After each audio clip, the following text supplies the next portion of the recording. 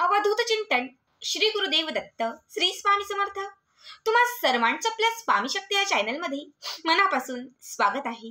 स्वामी तुम्हा सर्वांच्या सर्व चांगल्या इच्छा पूर्ण करोत एवढीच स्वामींच्या चरणी प्रार्थना करते आणि आपल्या आजच्या या नवीन आणि सुंदर व्हिडिओला पुन्हा एकदा नव्याने सुरुवात करते। भक्तांनो, आजच्या व्हिडिओमध्ये मी तुम्हाला मुख्य दरवाजामध्ये करावायचा एक अत्यंत प्रभावी उपाय सांगणार आहे। बघा, आपल्या मुख्य दरवाजामध्ये तुम्हाला हा एक अंक लिहायचा आहे किंवा हा भाग्यांक तुम्हाला लिहायचा आहे। हा अंक तुमच्या आयुष्यामध्ये असलेलं तुमचं दारिद्र्य संपवेल, तुमच्या घरामध्ये असलेली जी काही गरिबी आहे ती गरिबी हटवेल, तुमचे जे काही वाईट दिवस चालू आहेत हे वाईट दिवस पलटवेल।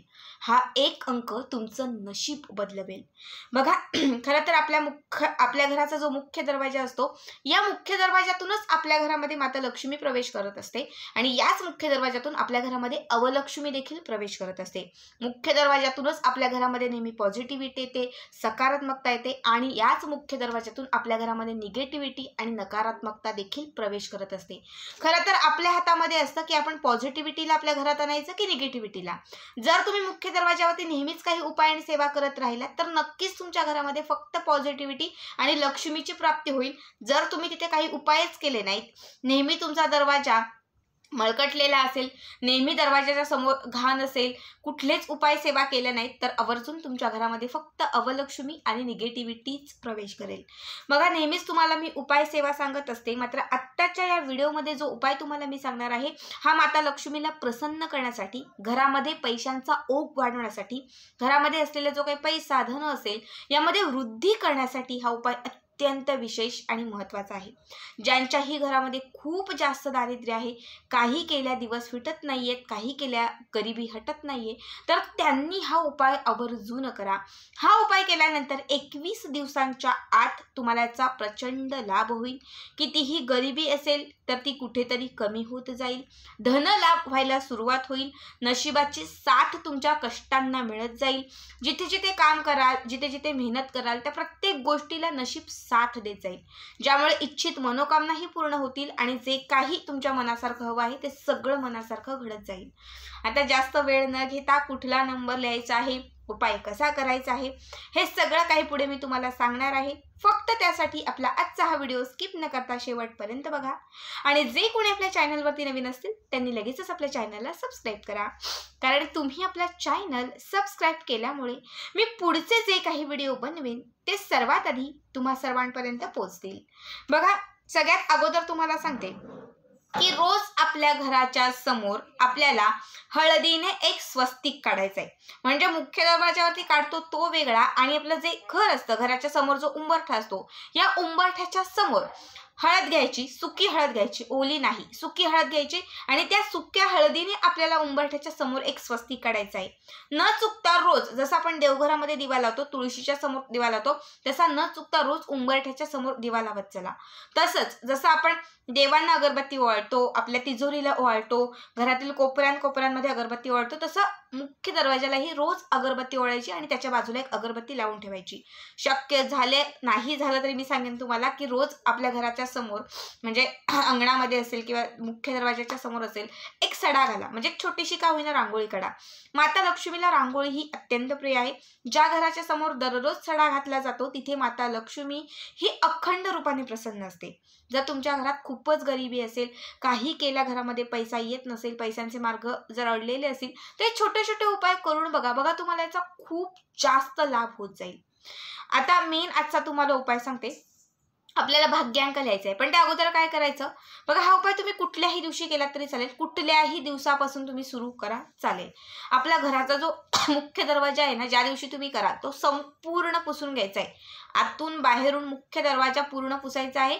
उंबरठा जो आहे तो पण स्वच्छ ओल्या कपड्याने पुसून घ्यायचा आहे। त्यानंतर काय करायचं तर उंबरठ्याला सगळ्यात अगोदर हळदीचं लेपन करायचं। थोडी हळद घ्यायची, गोमूत्र घालायचं, त्याच्यामध्ये चंदन पावडर घालायची आणि हे सगळं मिक्स करून हळदीचं लेपन करायचं। त्यानंतर उंबरठ्याचं पूजन करायचं, थोडे तांदूळ, फुलं वगैरे ठेवायची, बाजूला एक दिवा लावून ठेवायचा। उंबरठ्याचं पूजन करून झालं की त्यानंतर समोर एक सडा करायचा, एक छोटीशी रांगोळी काढायची। त्यानंतर काय करायचं तर तुम्हाला एक वाटीमध्ये हळद आणि कुंकू घ्यायचंय, ठीक आहे। एका वाटीमध्ये हळद कुंकू घ्यायचं आहे हे मिक्स करायचं आहे, याच्यात थोडं पाणी घालायचं आहे, पेस्ट करायची आहे आणि घराच्या मुख्य दरवाजावरती तुम्हाला एक स्वस्तिक काढायचं आहे. आता समजा हा मुख्य दरवाजा आहे, हा बाहेरून भाग आहे आणि हा आतला भाग आहे. तर बाहेरच्या भागामध्ये तुम्हाला एक असं स्वस्तिक काढायचं आहे. स्वस्तिकाच्या बाजूला 2 रेषा आणि मध्ये तुम्हाला एक एक टिंब द्यायचा आहे. नीट लक्षात ठेवा, एक स्वस्तिक, त्याच्यामध्ये एक एक टिंब आणि बाजूला 2-2 तुम्हाला रेषा ओढायच्या आहेत. हे करून झालं की त्यानंतर आपल्याला भाग्यांक लिहायचा आहे. हा भाग्यांक तुम्हाला तुमच्या घराच्या मागच्या बाजूला लिहायचा आहे. आता भाग्यांक कसा काढायचा तो तुम्हाला अगोदर सांगते. आपली जी जन्मतारीख असेल तर त्या जन्मतारखेनुसार तुम्हाला आपला भाग्यांक काढायचा आहे. आता समजा माझी जन्मतारीख आहे 15 आणि माझा जन्म झालेला आहे एप्रिल महिन्यात. मग 15 बघा 1, 5 आणि त्याच्या पुढे येईल 4. ठीक आहे. 15, आता समजा माझी जन्मतारीख आहे 15 आणि त्याच्या पुढे येईल 4, कारण एप्रिल महिन्यात माझा जन्म झालेला आहे. तर 1 आणि 5 किती होणार? 6 आणि एप्रिल महिन्यात झाल्यामुळे हा अंक किती आहे तर 4. ठीक आहे. मग तुमचा भाग्यांक जो आहे तो 64 होणार. असा प्रत्येकाचा वेगळा होणार. ठीक आहे. आता समजा पुन्हा एकदा सांगते, माझी जन्मतारीख आहे 20.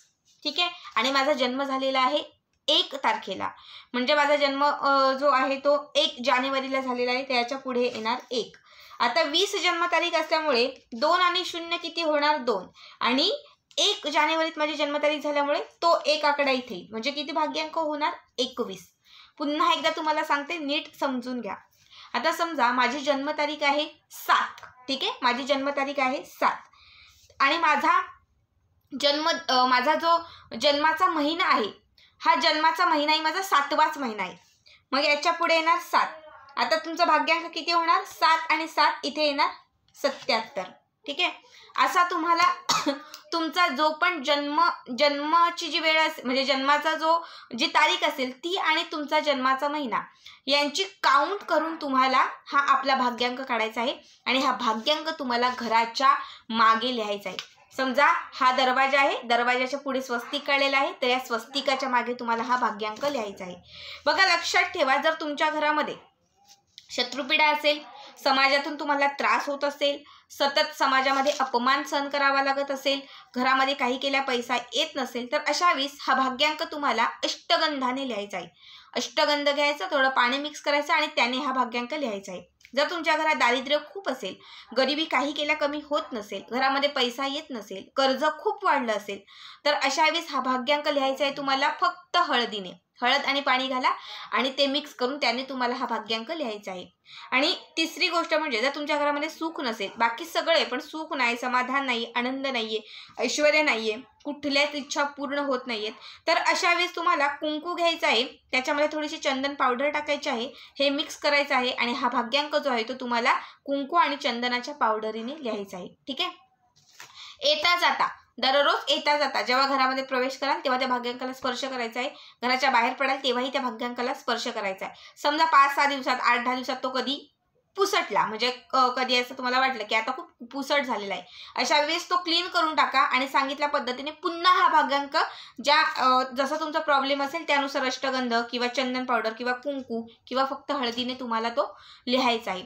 असं सलग तुम्हाला 1.25 महिना तरी करायचा आहे. म्हणजे 1 महिना आणि 15 दिवस तरी तुम्हाला हे करायचं आहे. 1 महिना आणि 15 दिवस म्हणजे 1.25 महिना येता जाता सतत त्या भाग्यांकाला स्पर्श करायचा आणि तो अंक जो आहे तो सतत बोलत राहायचा. आता समजा माझी जन्मतारीख 15 आहे, म्हणजे 1 आणि 5 आणि माझा जन्माचा जो महिना आहे तो एप्रिल. 1 आणि 5 झाले 6 आणि त्याच्यामध्ये आलेले आहे 4, म्हणजे 64 माझा भाग्यांक आहे. तर मी येता जाता फक्त 64 हा अंक सतत मनात तुम्हाला म्हणत राहायचा आहे. हा भाग्यांक तुम्हाला प्रत्येक गोष्टीत साथ देईल, तुम्हाला नशिबाची साथ मिळवून देईल, तुमच्या घरातील गरिबी कमी करेल. हा भाग्यांक तुमचं भाग्य बदलावायला तुम्हाला मदत करेल.